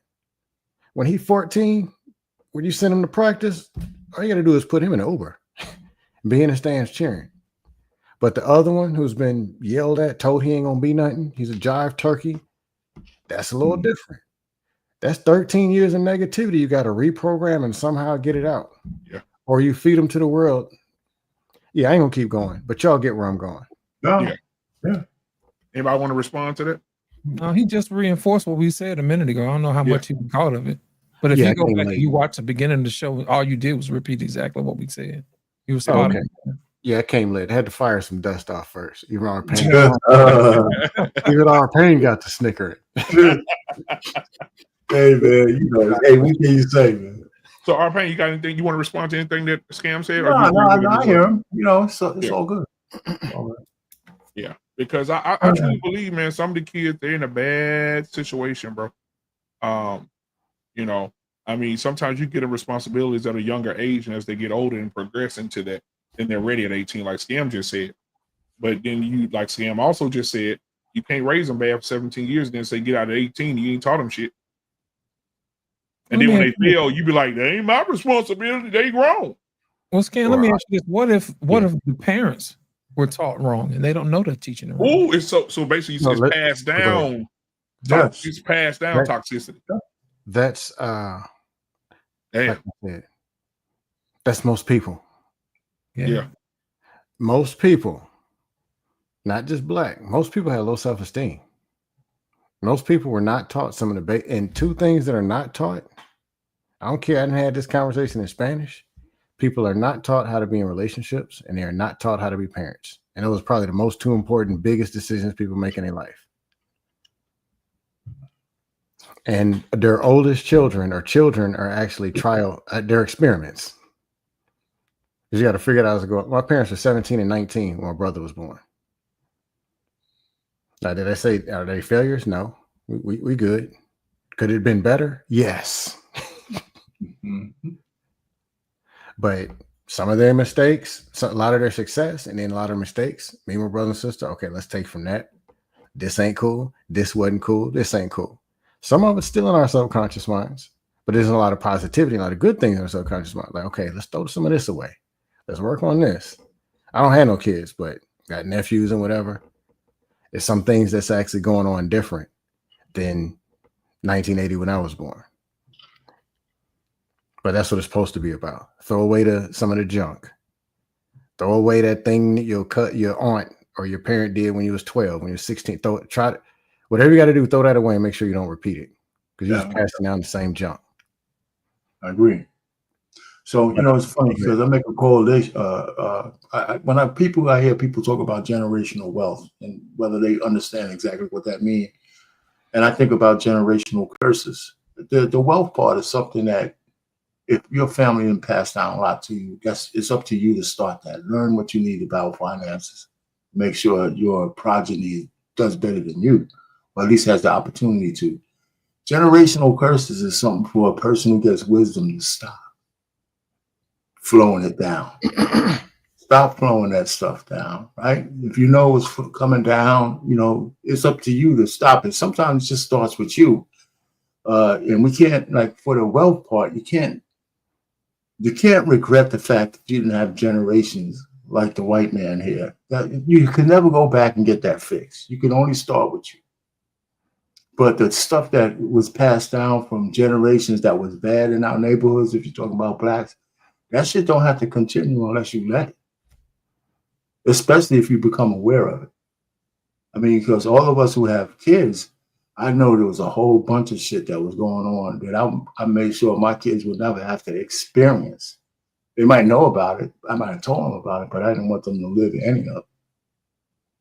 You know, so, you know, and so that's the kind of things I look at, right? So, you know, I mean, you know, so you could always do better once you get some kind of wisdom and knowledge. Is how you apply it, you know, and you're going to make mistakes and stuff like that with your children. But the truth of the matter is, a lot, like you said, Scam, most people don't know how to be parents.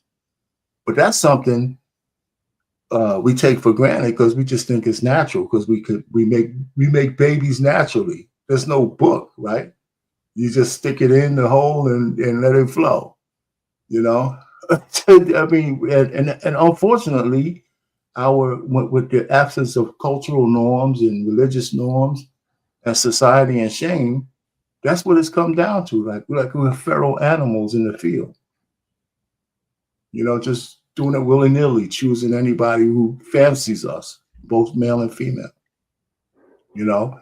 And it's almost to the point where being in a nuclear family is almost shunned.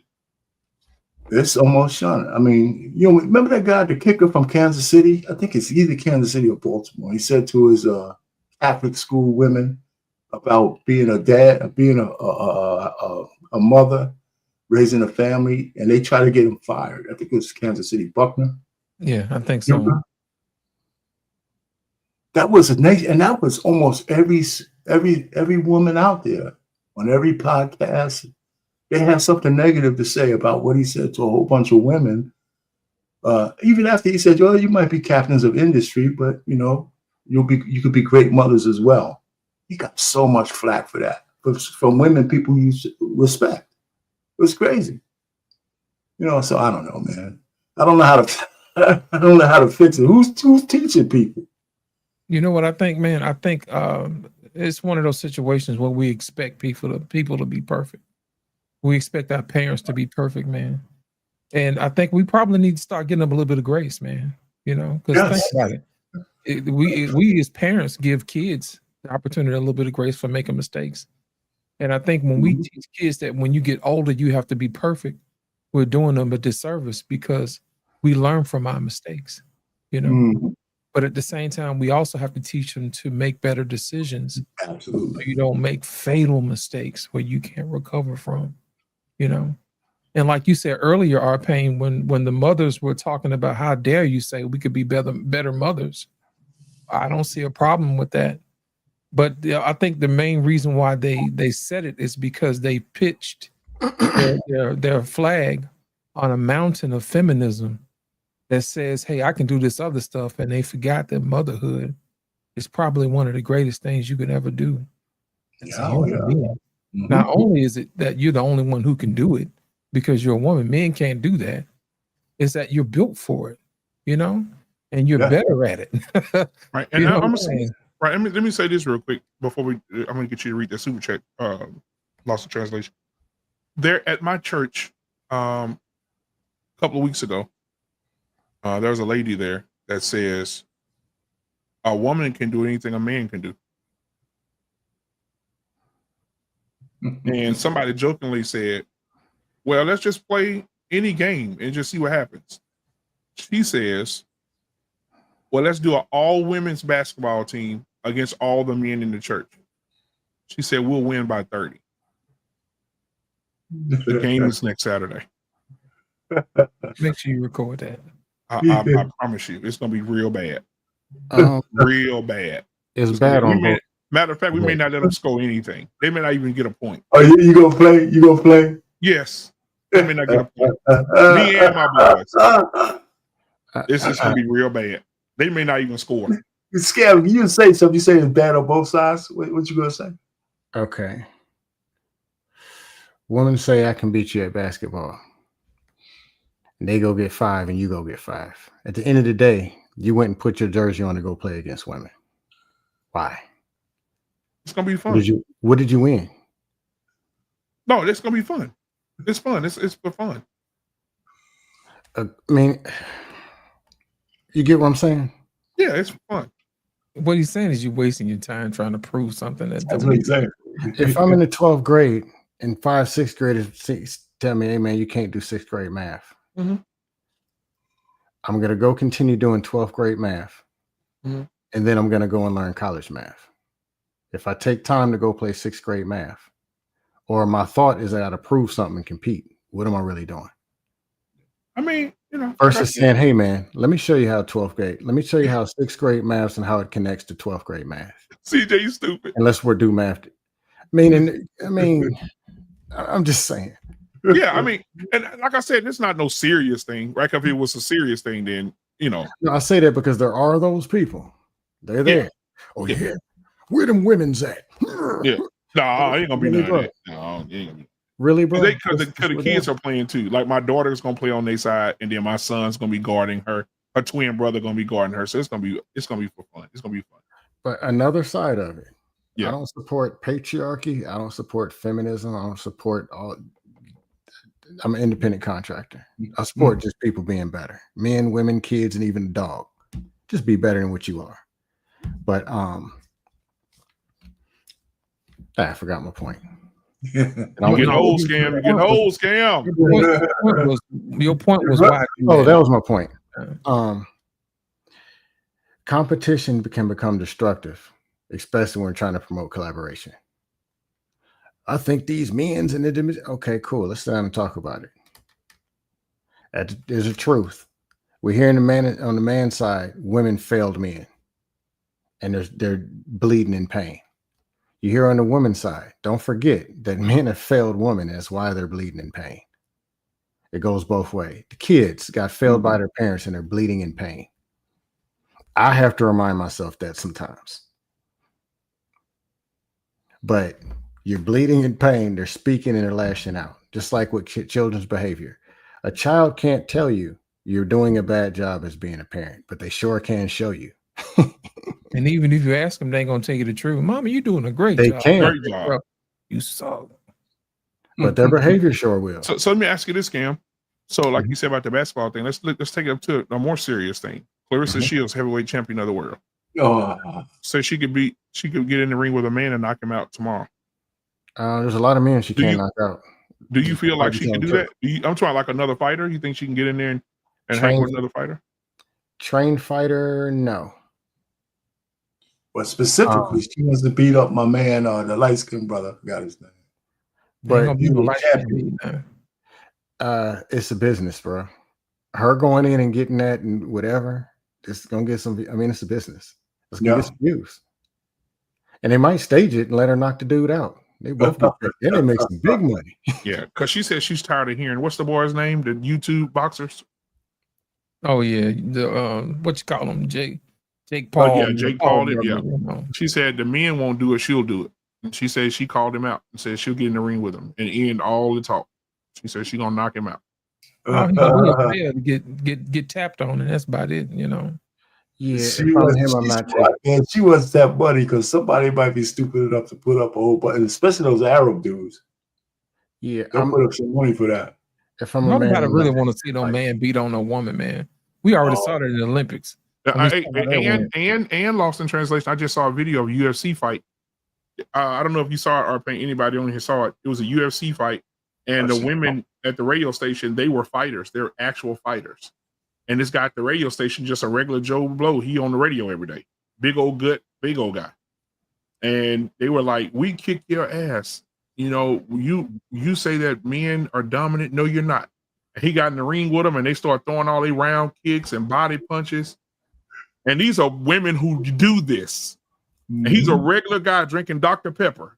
Got up out that fucking seat got in that UFC ring and beat the shit out of both of them with no training, no skill, He no rolled because nothing. he got cold. It was 2 against 1, and he dropped both of them.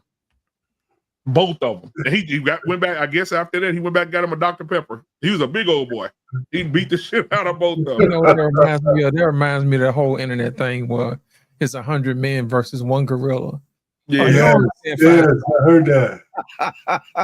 I mean, if you piss that gorilla off, you're gonna lose about 12 in the first hour. That's nature's perfect killing machine. Yeah, you piss him off, it'd be a bunch of them dead.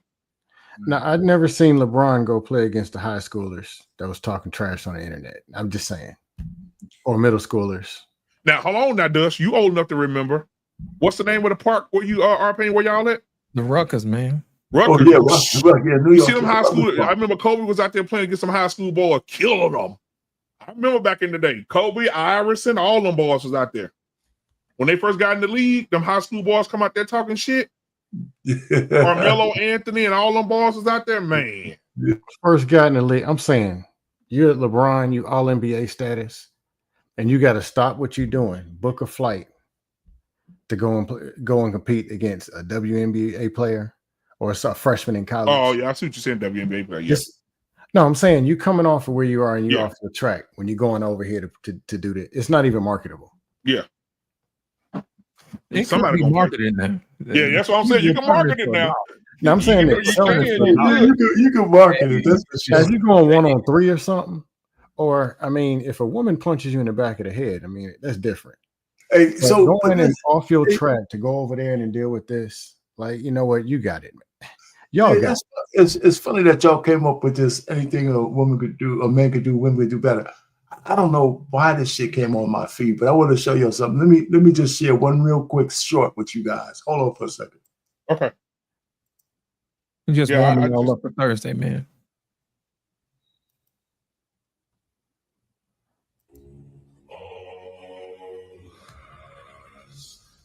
Anything men can do, we can do better. You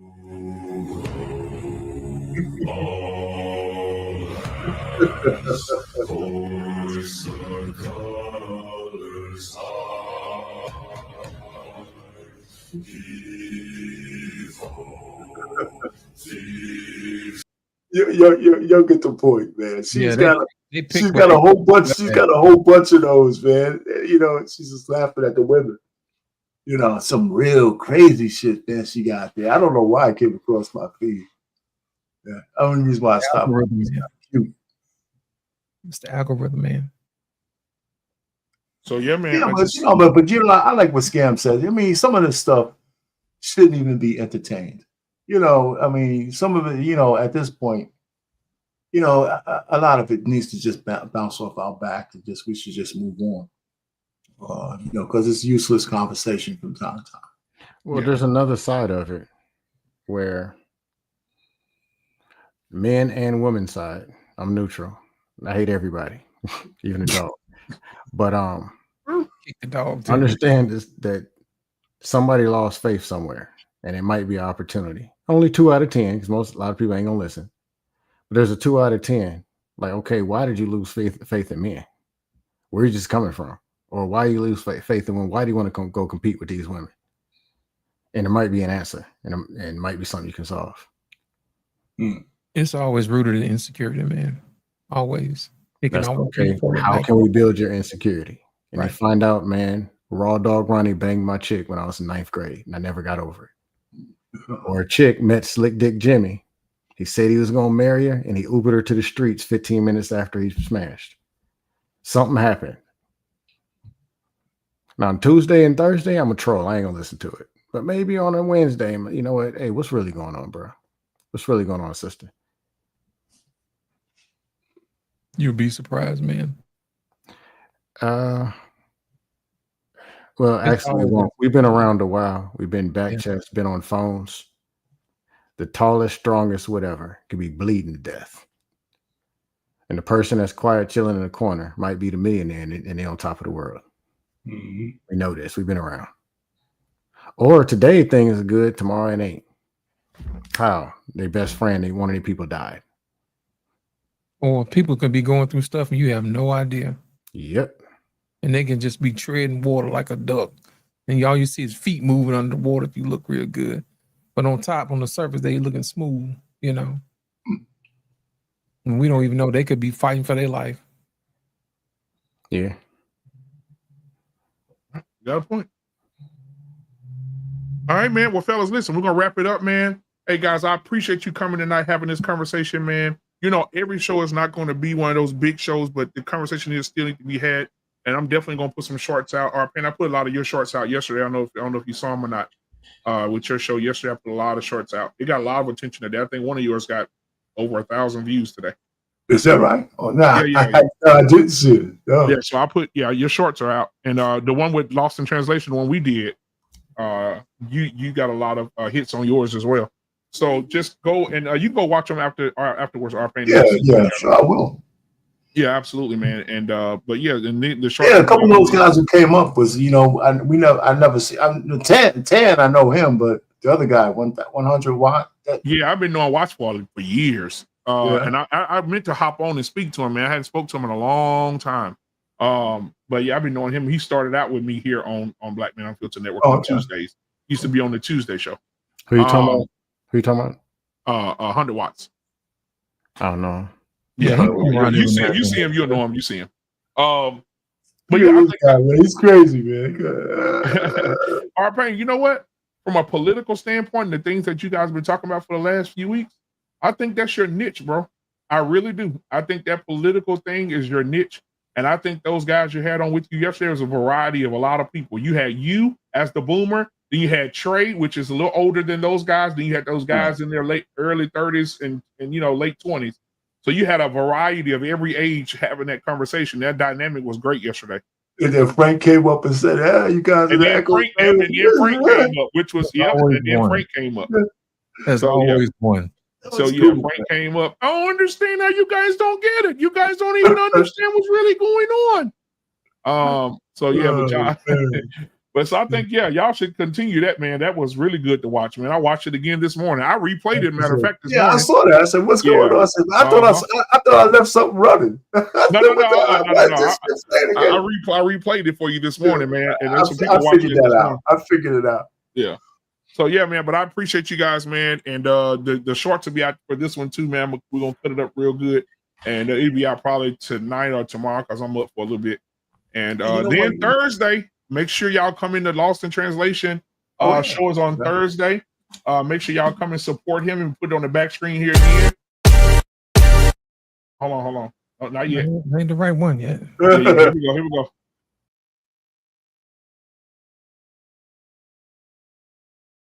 Let's make sure we come and support Lost in Translation this Thursday on the Black Men Unfiltered Network. And he'll be here at 8:30 Central Standard Time, Between the Lines podcast. Get ready, man. He's talking about marriage myths, survival or success, for Between the Lines podcast with Lost in Translation on Thursday, guys. So make sure you tune in, come in and support my brother as he hosts this show, because he got a lot to talk about. He got a 3-part series. He definitely coming out with. He coming out shooting, guys. So y'all make sure y'all come and support him. All right. Anyway, we'll see you guys later, man. I already updated the outro, Lost in Translation, so you're back in there. I updated it today. So everything's good to go. So you'll see it in just a second. All right, man. Catellia, thank you for being here. CJ Wilkerson, thank you. Scam, thank you for coming up, man, and being in the chat. Who else was in here? Thank y'all for the super chats. I appreciate it. Lady Novoa, what's up, Sugarfoot? All right, I think that's everybody. Good night. Good night, everybody. We'll see y'all later. No. Oh, hold on. Where's that? Oh, there it is. I got it. All right, here we go. Peace.